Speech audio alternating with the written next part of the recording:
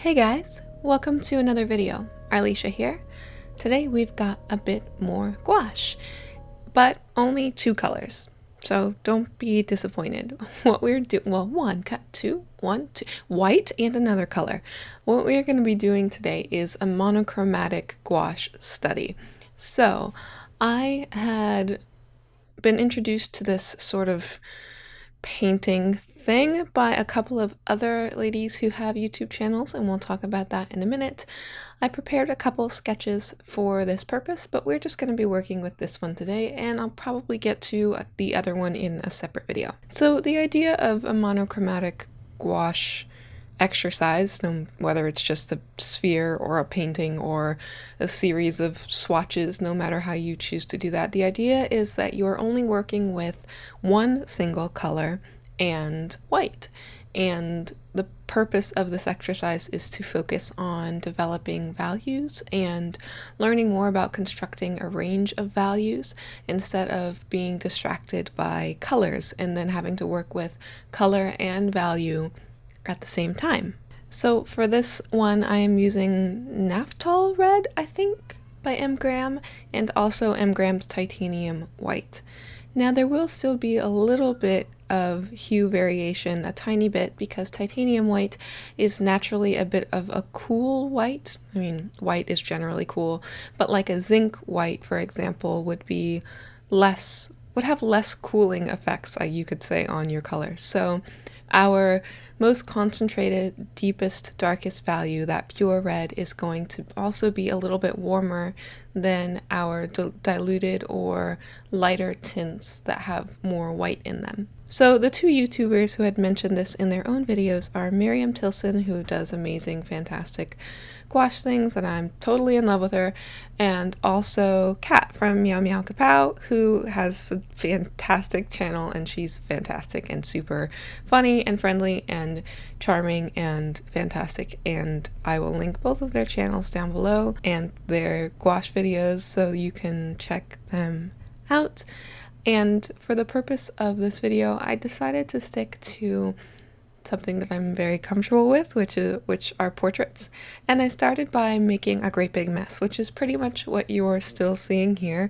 I wanted to just, as I did in my last gouache portrait, cover as much space as possible first before going into focus on too many details. So even though my values are still pretty messy and things are outside of the lines and kind of all over the place, I wanted to start by just covering a lot of the page. That happens to me a lot with gouache because it doesn't run and spread like I'm used to with watercolors, so I end up with these tiny little gaps, and you can still see them now, where there's no actual paint on the paper, and my brain doesn't think to cover them up right away, so I have to go back and do that. So I'm trying to be a little bit more diligent here about covering those spaces right away. Another thing I really love about doing exercises like this is that it's a fantastic way to learn about a medium without kind of jumping into it head first and trying to take on everything at once.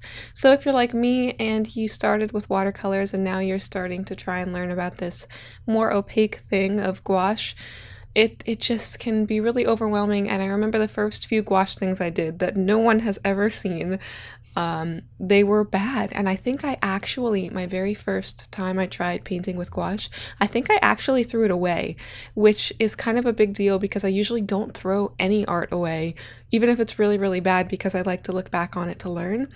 And I kind of do wish I still had that first one now. I wish I hadn't thrown it away so I could just see how far I've come.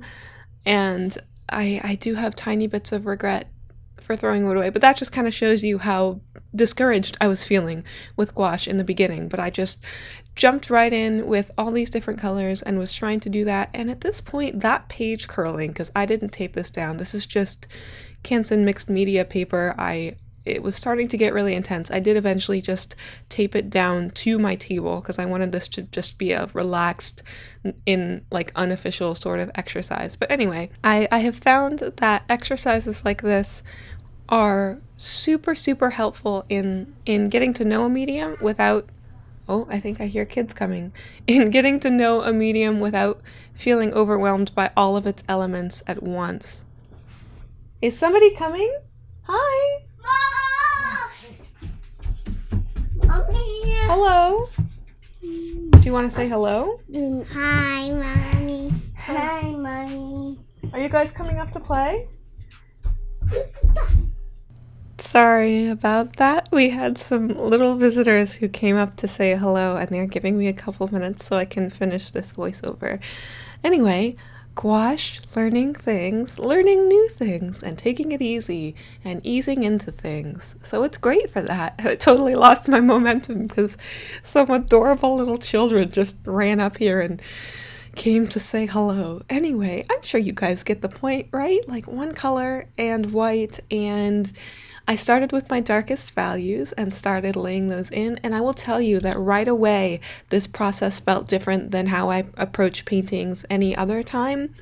It felt like sculpting, like from the get-go. It felt like I was carving in my deepest shadows and then building out the planes kind of from the deepest parts out. And then after I had covered all of my surfaces, I went in and started to refine shapes and refine places.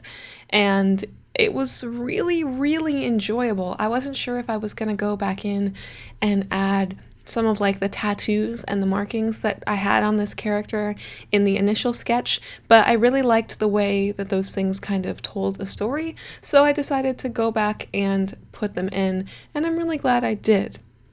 It was right around this point that I thought I was done with this painting, so I started doing the things you do at the end of a YouTube video where you have those nice panning shots that show close-ups and everything looks aesthetically really nice, and you show all the things to wind down the video.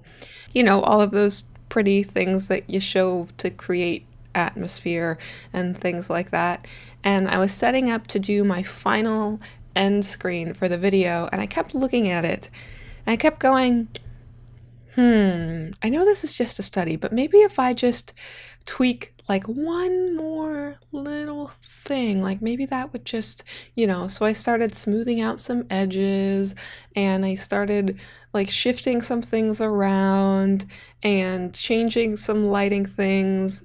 And then I'm like, okay, no, I'm definitely done now. I'm totally done. And then as you can see, I had taken the tape off. I was done. I was moving on to something else.